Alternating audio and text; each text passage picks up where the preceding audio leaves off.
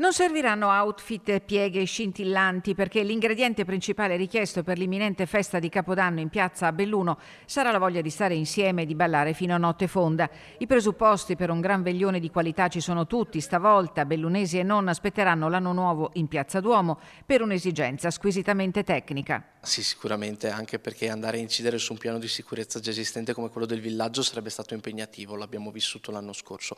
Inoltre è anche l'occasione per far vivere la totalità del centro nella sua appunto complessità. A trarre giovamento dal grande spettacolo con DJ set e live band i locali del centro storico che si sono organizzati per prolungare orari e organizzare a loro volta i festeggiamenti. La gran fortuna è stata intercettare un bando da 20.000 euro, diciamo un grazie al Comune di Belluno che ha dato al Consorzio Centro Storico la possibilità di fare questa manifestazione. Ci sarà un ultimo dell'anno di qualità e finalmente sia famiglie giovani e anche meno giovani possono trascorrere in centro storico l'ultimo dell'anno. E dunque si ricompone la squadra istituzionale natalizia con Comune, Consulta, Confcommercio, Consorzio e DMO, grazie al cui contributo è stato possibile inserirsi nel tour di San Silvestro di Radio Company, che unirà idealmente 7 piazze fra Veneto e Friuli, oltre a quella di Belluno, anche Treviso, Padova, Udine, Sottomarina di Chioggia, Mirano e Noventa di Piave.